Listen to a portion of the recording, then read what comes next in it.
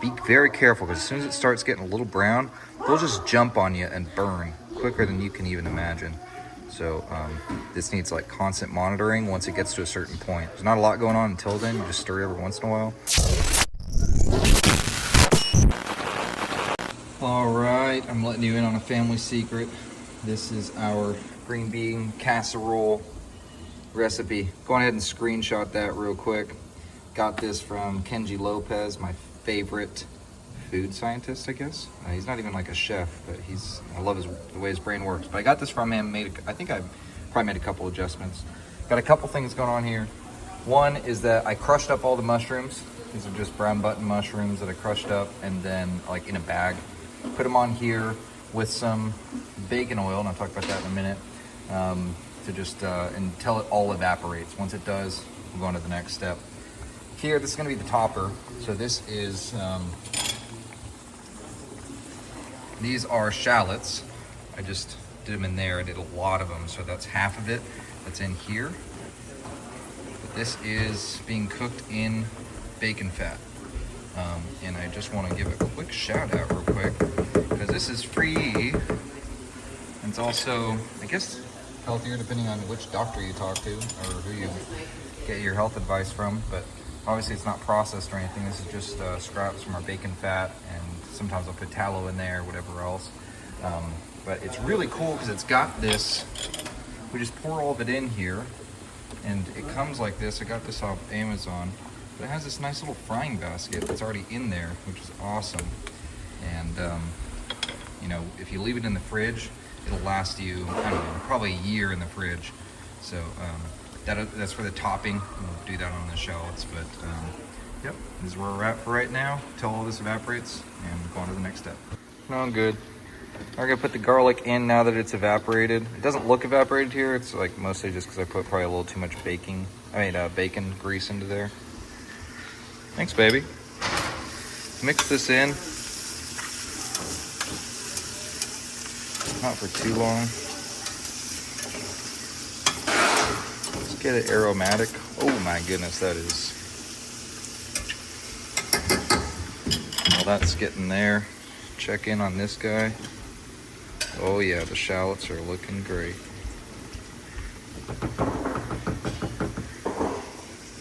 Okay. So just about 30 seconds on this, and that's when I'm gonna add in the flour. And the flour, I'm just gonna allow it to get golden brown once I add that in. And right after that, I will add in the mixture here for lemon juice, soy sauce, chicken stock, and cream. Check back in with you when that happens. All right, so this now is, you're supposed to kind of do this when it gets golden brown. It's really absorbed most of it, and has a little bit of a crust in there. In the areas, kind of see it there. Kind of maybe hard to see in the video. It's hard to see for me actually as well, because they're brown button. But anyway, from this point, we're gonna mix this in and whisk it. And we're gonna just basically keep whisking it until it turns into the texture of like pancake batter. And it smells outrageous getting into this point.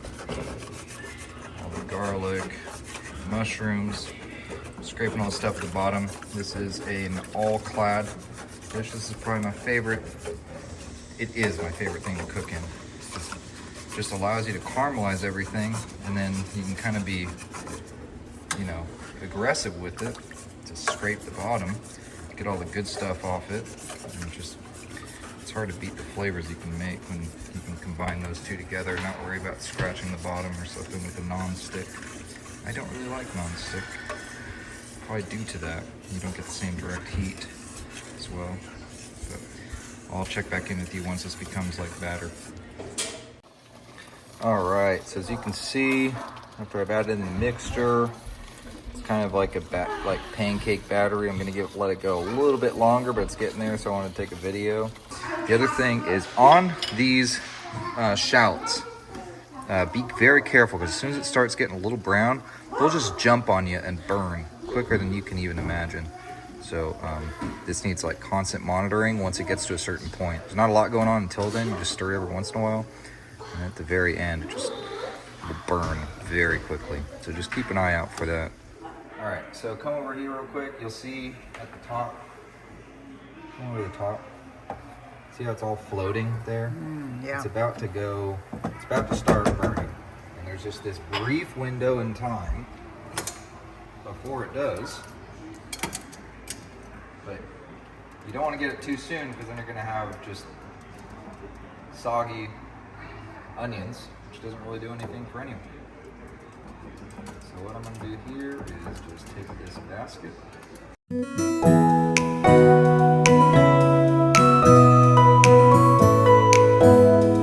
I'll probably even let that go a tad bit too long, but it shouldn't be not burned. A little bit much though. And then I'm going to start the next batch. And those will be delicious.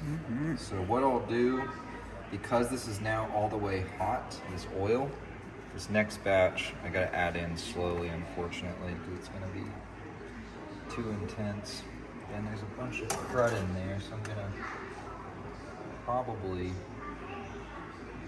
strain this out and then slowly add that in. All right, so we're on to our next batch of shallots because I can fit it all in there. We're doing a double batch of everything. And then here, we got the boiling water. We're just gonna blanch these green onions. Green beans. Green beans. You don't want them cooked. You just want to blanch them. Yeah, not mushy. We're not gonna cook them long in the oven though. They're just gonna bubble real quick in the oven. So we do cook them a good bit. Okay. And then, as you can see, the texture of this is just so nice. So rich. You're drinking a little bit of ourselves, won't we?